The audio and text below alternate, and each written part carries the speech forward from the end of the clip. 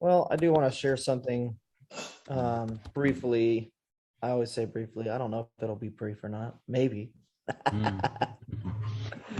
um, I got my mom laughing now, so. No? Hi, sister. How are you? You guys are coming the right time. It's a perfect time, fall season, So beautiful Yeah, here. right. It's like the worst time for her to come and visit because she's Oh, I not a see. coldie. I see. I see. She's Well, holding well. hot coffee mugs and snuggling. So, Oh, well, well. Okay. Yeah. Sorry for that. Yeah. Mm. well, there's a bit of just a theme in the spirit seems to have put in my mind and heart today, and Yeah. as I like to do from time to time, just kind of step back a little bit and see the work of God in our lives Mm. over time, Mhm. years, Mhm. decades. Mm. And Mm. I was thinking about the words Mm.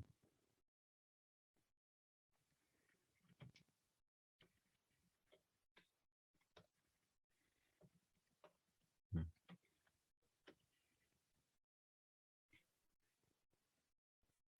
um I've often thought in the last couple of years that I remembering my own childhood, and I don't think it was just because I was young, Mm. and I certainly was childish, but in the 80s and 90s, and even previous to that, we lived in a very, very different world.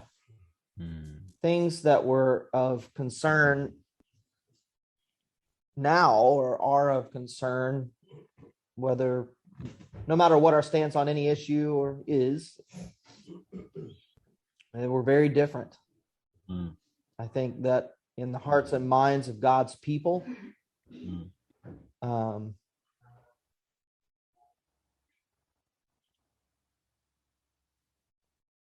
and even in times, seasons, Mm.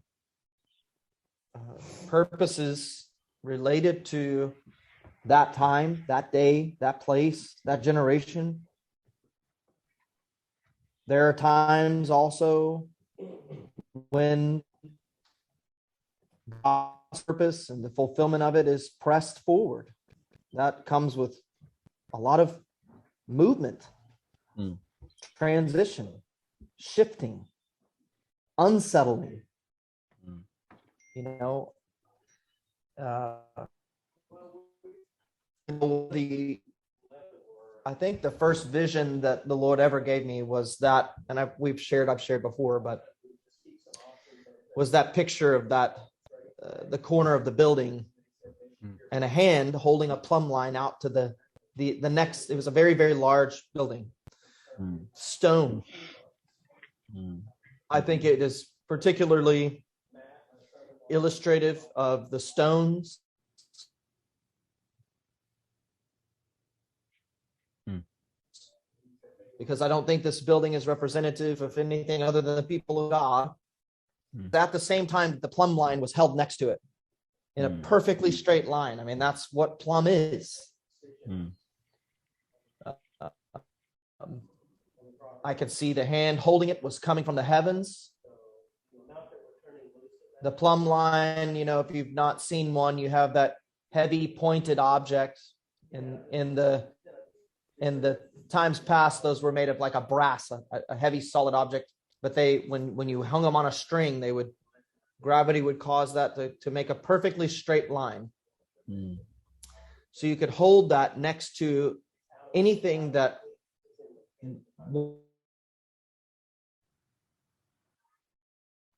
went up vertically, and you could see whether it was straight or not. Mm. What's interesting to me about the building itself was not crooked, and it wasn't like the Leaning Tower of Pisa. Okay. The building was not built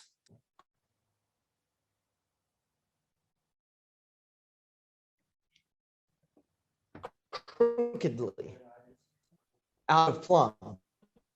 But what was out of mind? Stones, the stones, some sticking out, some too far in at various levels and places. The straight line next to it made disparity, the difference, more obvious. What I knew in my was that change was necessary. Change was necessary. Some stones would have to be moved out. Some would have to be moved in, pressed in to the cornerstone, because that corner of the building was to make a corner.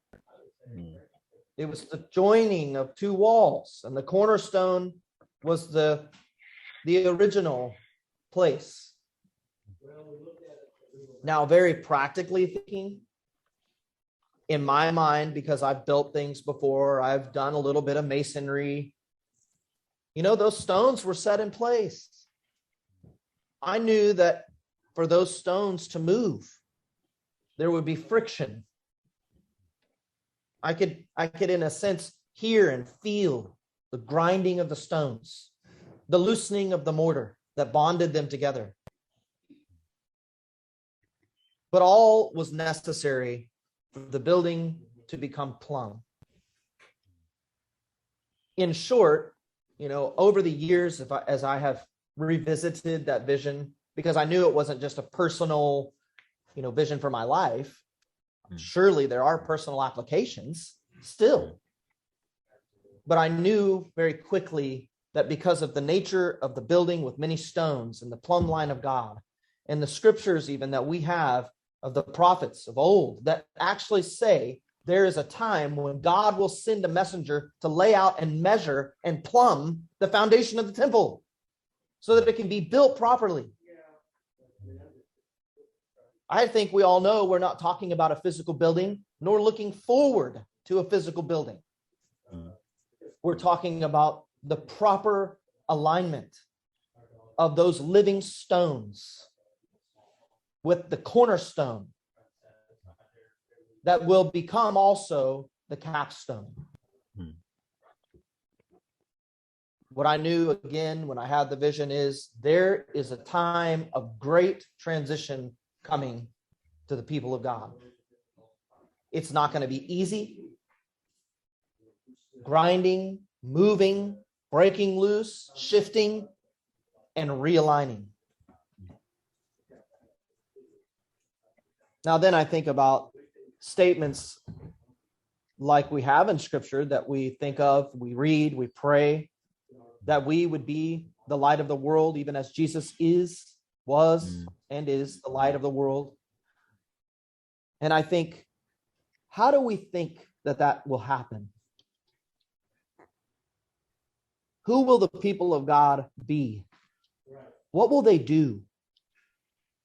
How will they function so as to become the light of the world? By having a bigger stage, more of an audience, a larger platform, a political influence, a bold stand for their rights, whatever those are.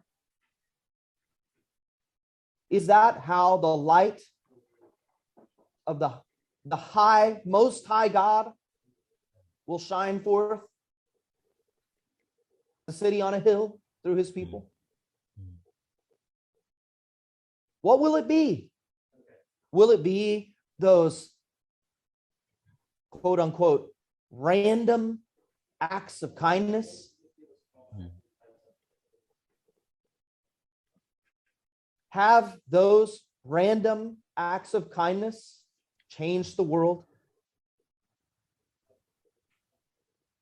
Are they good? I don't say that they're not good. I will not even say that they're many times not led by the Spirit. But I would say, what has God said would cause the light of his glory to shine forth? Human invention? Idea? This must be what God wants. I'm going to do this for God. This will make God happy.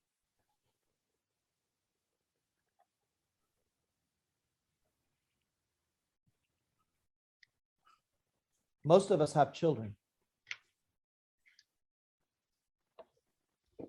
Most of us can with great simplicity see when a child acts a certain way and expresses themselves in affection and even love toward their parents or others in a certain way.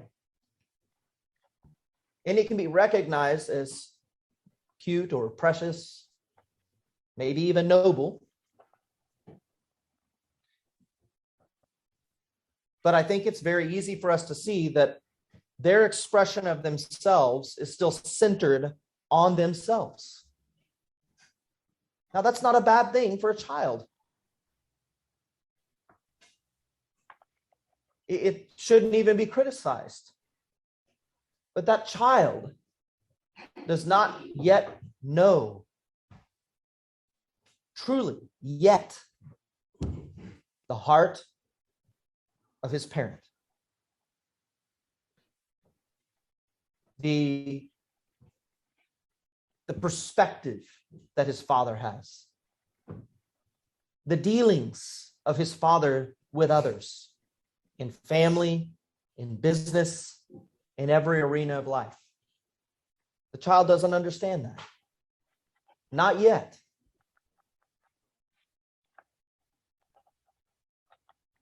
So that child cannot possibly express fully his father's heart.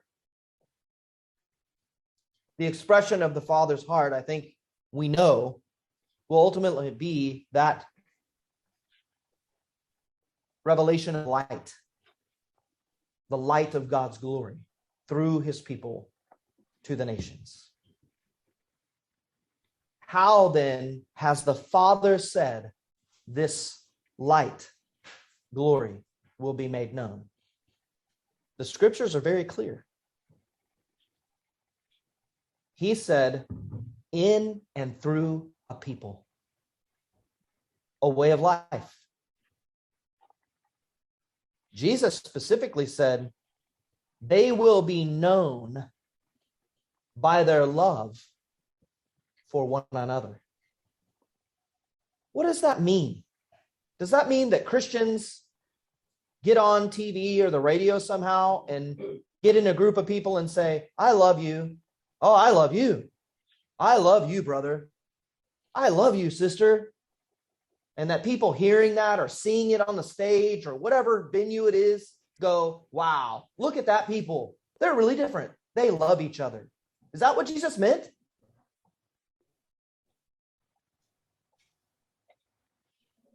I think sometimes we have to oversimplify these deep truths to understand that they're deep truths.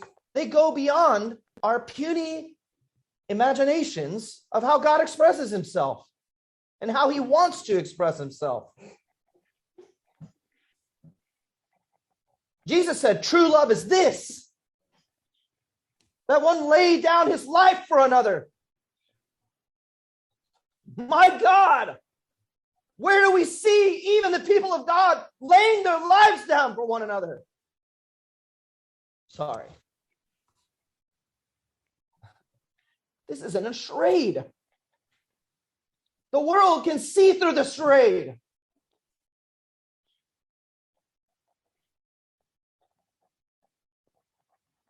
The world's copying the charade.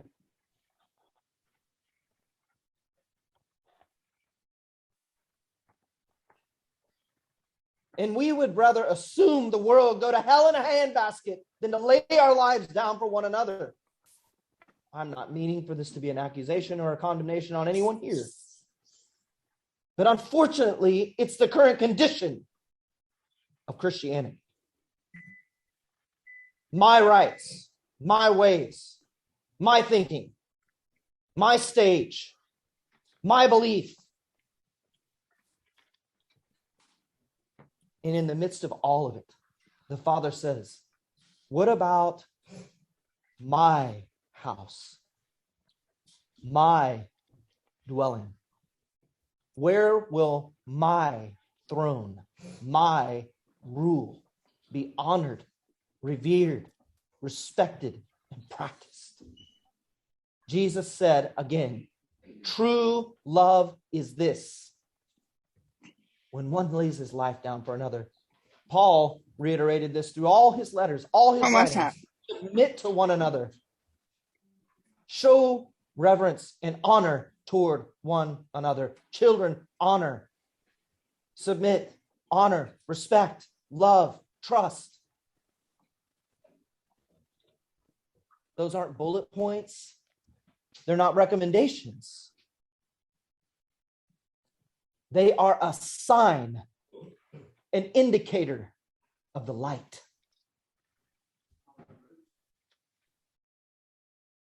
They are how God himself, both to the patriarchs and in the incarnate flesh of Jesus Christ, expressed his life, even unto death.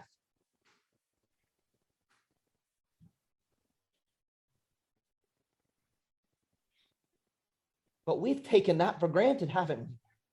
We have literally said things in our heart like, Jesus did that for us. Sure glad we don't have to do that. Instead of Jesus' words, I am my way of life. I am the way. I am the truth. I am the life. This is the way. This is the example. Didn't Paul say that? Be like me as I am like Christ. You know, we would look down on someone for saying something like that today. Well, that was Paul. That was the apostle. Well, that was Jesus. So we immediately sell ourselves away from what it really means to be a Christian, from what it really means to, quote unquote, commit your life to Christ. To ignore what it really means to be a son of God, whom Paul says are those who are led, governed by the Spirit of God. Who are the sons of God? Those who are led by the Spirit of God.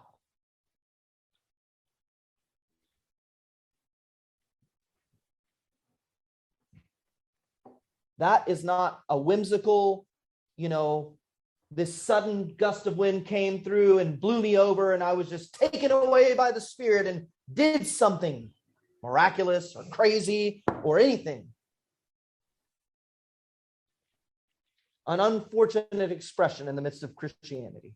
Well, I couldn't help it. What about the discipline of being led by God's Spirit? What about the discipline of laying down your life for another? What about the discipline of self-restraint? Jesus did not think it was robbery. We think it's robbery. All the way to the high courts of this country, everyone says, we're being robbed of our rights. Is God unaware? Is God blind? Is he deaf? Does he sleep?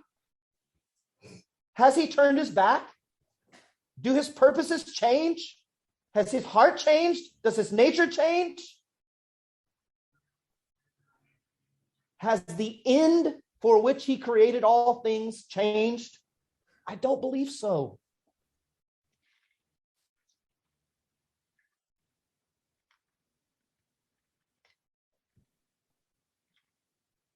to be the light, to make way for the power of God's light to shine, we must travel first through that narrow gate and continually along that narrow path.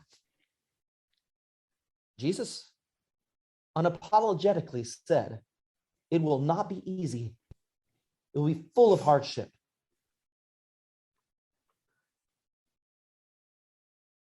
The apostles gathering together back at Antioch said, wow, it is with much tribulation that we enter into God's kingdom.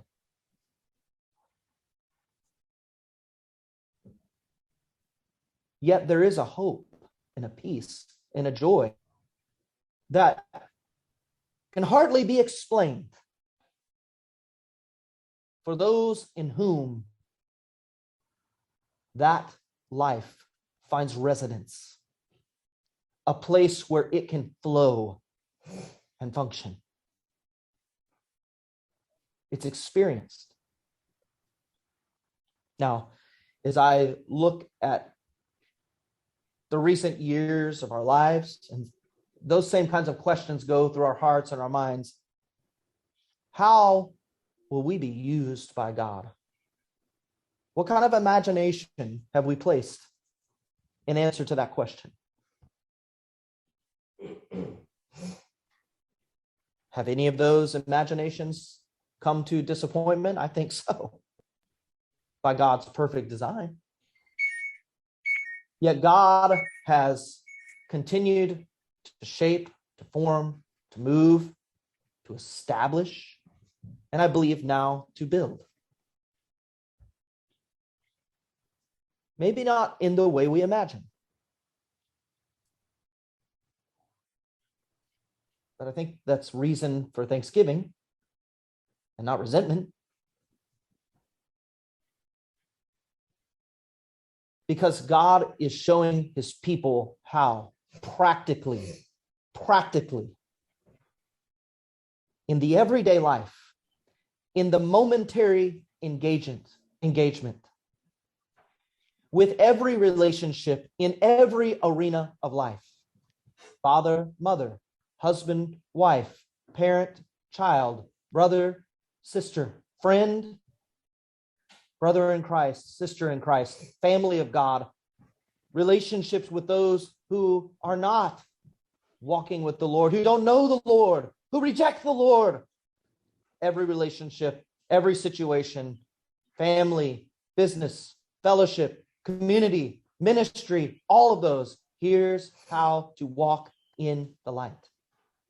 Nothing's missed. There's no casting or shifting shadow in God's presence. He sees all, he knows all. He wants to bring all to light, even the dark places. Isn't that good? Isn't he good for it? Well, I say he is.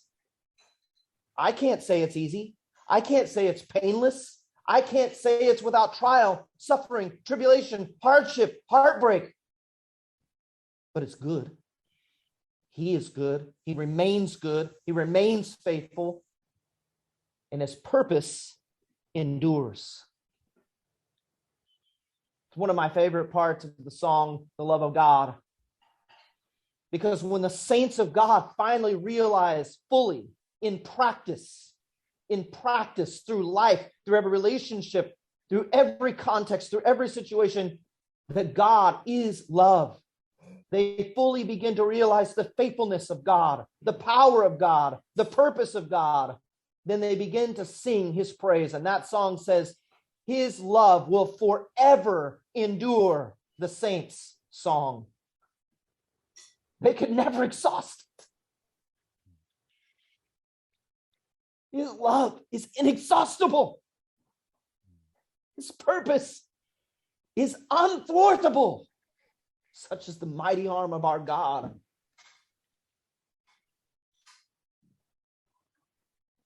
I know that there are 1,000 details in every person's life.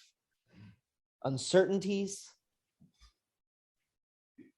fears, concerns, doubts. But God is able. He is able. He's willing. Don't tell God what to do. Don't imagine in your heart to tell God what it's supposed to be.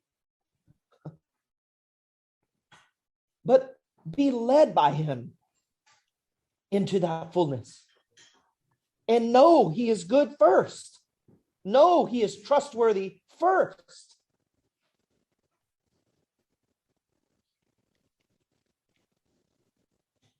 He's got the whole world in his hands, right? He does. And he's not making a mistake. He hasn't misstepped. He hasn't forgotten. He has waited.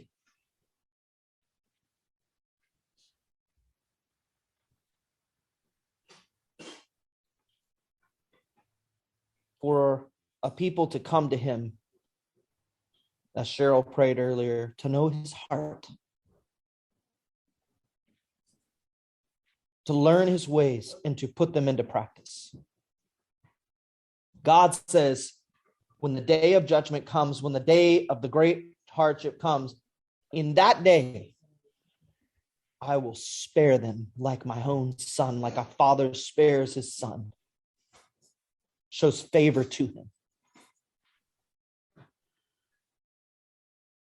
Our God is so good in this way. I don't think that anyone here doesn't trust God, know God. If anything, I want to encourage every heart. I want to fortify, strengthen, build up, and encourage every heart to take hold of these truths so that God in us, as we are led, as my dad prayed, as we wait to see what the Father is doing and do it, as we wait to hear what the Father is saying and then say it, so that we may become the expression of his light and glory in a very dark world. Then the nations will see. They will know the difference between what is righteous and what is profane. God will make it evident. Hear me. God will make it evident. David said, in all his hardship, divine retribution, it belongs to God. It's not mine. In God's time, in God's way. So too with divine compensation and reconciliation. God's time, God's way. The great question to the human heart is, will you wait for it? Will you yield to it? When you are waiting and while you are yielding, what's in your heart? Do you consider it a robbery to yourself? That kind of perspective about our Father who is good undermines his goodness, questions his faithfulness, his intent, his purpose. That would cause for a really deep look into our own heart and mind, perspective of the work of God. And I pray that that will yield good fruit in us, that it will spur us on to the good works that God has ordained for us as his people. Now, in my heart, I don't imagine those good works to be grandiose things, but rather In most cases, things only the Father knows and sees. And that we know, at least at a very fundamental level, will be known and expressed by the way that we love one another. What does that mean again? Not that we're saying it to each other all the time, but that it is being practically met out in every decision, with every relationship, in every arena of life. It honors God. It's a blessing to God. It is to his nostrils a sweet aroma. It is the living reality of what was only a shadow in the system of sacrifice. And it's good. It's good.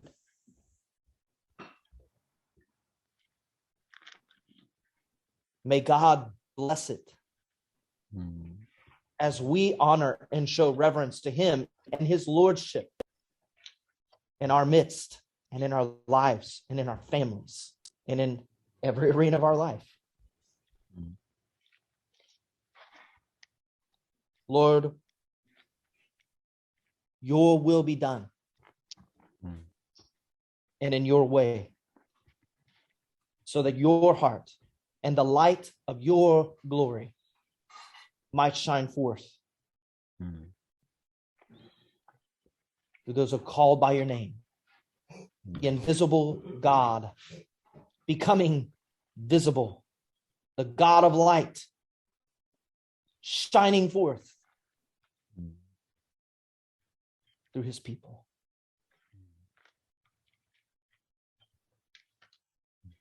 Jesus, we thank you for your love and commitment to the Father in this light, even unto death, Lord,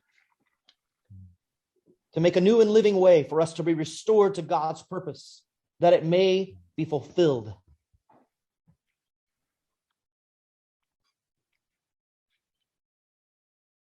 Revive the passion in us, Lord.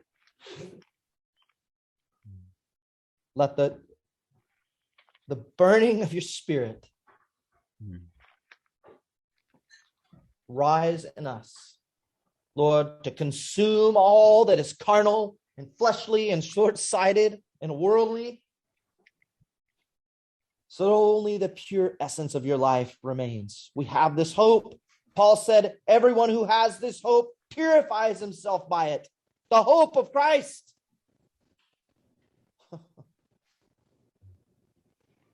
The hope of glory, Jesus Christ in us. Bless you, Jesus. Wonderful Counselor, mighty God, Savior, brother, friend, King, Lamb, worthy and exalted one, Jesus. Amen.